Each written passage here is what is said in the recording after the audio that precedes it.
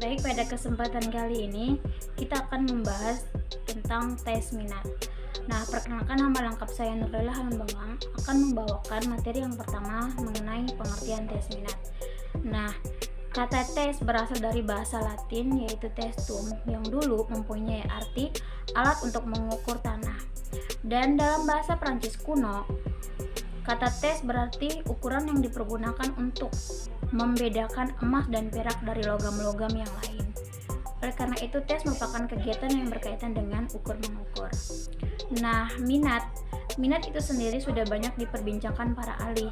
Di antaranya yang pertama, karakteristik minat menurut Walgito pada tahun 2004 adalah munculnya sikap positif terhadap sesuatu objek, adanya sesuatu yang menyenangkan yang timbul dari suatu objek tersebut, dan mengandung suatu pengharapan yang menimbulkan keinginan atau gairah untuk mendapatkan sesuatu yang menjadi minatnya. Yang kedua, menurut Harlock pada tahun 2005 juga menyebutkan bahwa minat memiliki dua aspek, yaitu aspek kognitif dan aspek afektif. Nah, aspek kognitif itu didasarkan pada konsep yang dikembangkan anak mengenai bidang yang berkaitan dengan minat. Sedangkan aspek afektif atau bobot emosional itu konsep yang membangun aspek kognitif. Minat dinyatakan dalam sikap terhadap kegiatan yang ditimbulkan minat. Jadi, menurut Crow, ada 3 faktor yang menimbulkan minat, yaitu yang pertama faktor yang timbul dari alam diri individu, yang kedua faktor motif sosial, dan yang ketiga faktor emosional. Nah, jadi tes minat merupakan suatu pengukuran yang dirancang untuk mengetahui dan menganalisis minat atau kecenderungan seseorang terhadap sesuatu yang dirasa menarik untuk dirinya, dalam hal yaitu penjurusan kuliah serta karir di masa depan. Perkenalkan, nama saya Cecilia Farin Lima. Saya akan menjelaskan mengenai sejarah tes minat. Nah, sejarah tes minat itu dimulai pada tahun 1921 dengan diterbitkannya tes minat yang pertama, yaitu Carnegie Interest Inventory. Pada waktu buku tebal yang sampai saat ini dipandang sebagai sumber informasi utama tes psikologi ini atau Mental Measurement Yearbook pertama kali diterbitkan tahun 1939. Ternyata di dalamnya terdapat 15 macam tes minat, asal mula dan perkembangan dari tes minat. Nah, inventory minat ini yang edisi terakhirnya terbitkan pada tahun 1994, memiliki sejarah yang cukup panjang. Strong Vocational Entrance Blank memperkenalkan 2 prosedur utama dalam pengukuran minat pekerjaan. Klarifikasi S1 atas minat pekerjaan diturunkan dari model teoretis yang dikembangkan oleh John Holland dan didukung oleh riset ekstensif baik Holland maupun peneliti-peneliti independen lainnya. Yang berikutnya ada ruang lingkup dari tes minat. Jadi ruang lingkup tes minat ini ada konseling pekerjaan, ada konseling karir, ada perencanaan bacaan pendidikan, dan juga ada penjurusan siswa.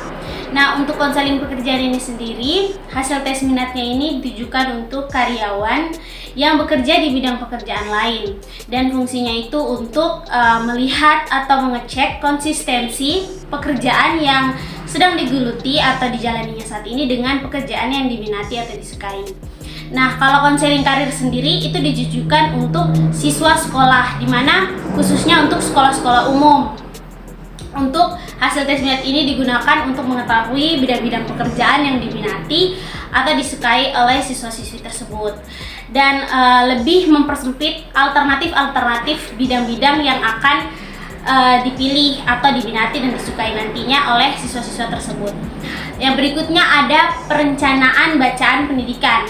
Nah, perencanaan bacaan pendidikan ini untuk mengetahui minat baca, untuk mengetahui sumber-sumber bacaan mana yang disukai dan diminati oleh seseorang untuk meningkatkan prestasinya. Dan hal ini juga dilakukan untuk perencanaan penerbitan buku-buku atau sumber-sumber bacaan, dilihat dari minat baca yang disukai oleh siswa-siswi. Ruang lingkup yang keempat yaitu penjurusan siswa.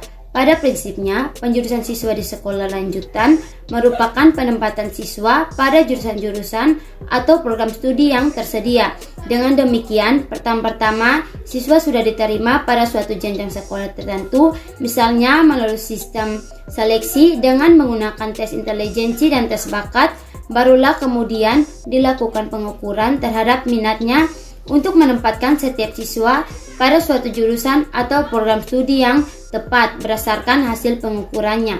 Macam tes minat yang digunakan tergantung dari keluasan jurusan atau program studi yang tersedia. Lebih tepatnya, jika kita hanya menggunakan tes minat yang sesuai dengan jurusan atau program studi yang benar-benar ada, hal ini dianggap kurang efisien karena siswa tidak perlu lagi mengerjakan semua item atau pada semua bagian tes, tetapi cukup mengerjakan item dan bagian tes yang relevan saja. Faktor yang mempengaruhi tes minat ada faktor individu, yaitu di mana pengaruh yang muncul dalam diri siswa secara alami, misalnya diakibatkan karena kematangan, kecerdasan, latihan, motivasi, dan sifat pribadinya sendiri. Setiap individu mempunyai tingkat kematangan serta kecerdasan yang berbeda, sehingga minat yang muncul juga tidak sama antara individu satu dengan yang lainnya. Perbedaan kecerdasan tersebut terjadi karena individu satu dengan yang lain mempunyai tingkat motivasi diri yang berbeda, sedangkan motivasi tersebut diperoleh melalui pengetahuan, pengalaman, atau pelatihan yang pernah ia ikuti. Jadi, misalnya apabila siswa dilatih untuk dibiasakan untuk mengenal perikanan melalui pengajaran muatan lokal budidaya perikanan di sekolah, maka secara otomatis minat belajar tersebut akan muncul dalam diri siswa, tergantung individunya itu tersendiri. Ada juga faktor sosial.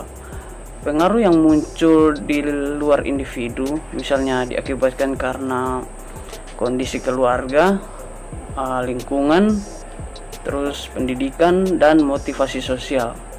Minat yang dipengaruhi oleh faktor sosial, misalnya ketika siswa hidup dalam masyarakat yang kesehariannya bersentuhan dengan ikan atau mayoritas pekerja tambak, maka siswa cenderung ingin tahu dan mengenal lebih dalam mengenai perikanan.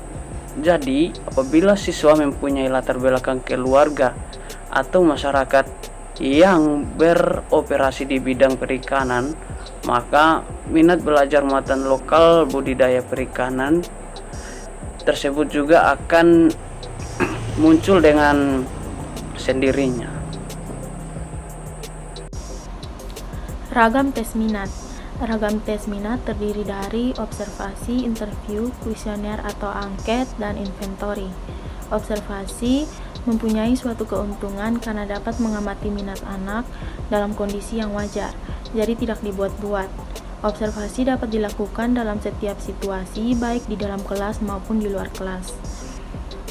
Pencatatan hasil observasi dapat dilakukan selama observasi berlangsung. Kemudian interview baik dipergunakan untuk mengukur minat, sebab biasanya anak gemar memperbincangkan hobinya dan aktivitas lain yang menarik baginya.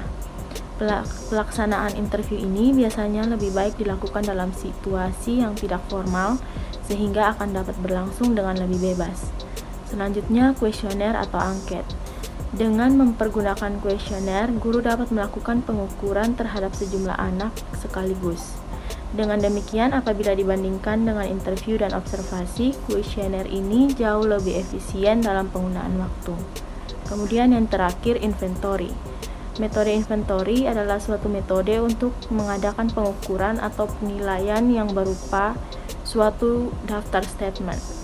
Dari daftar statement tersebut, subjek atau individu yang dinilai diminta untuk memilih mana statement yang paling cocok untuknya.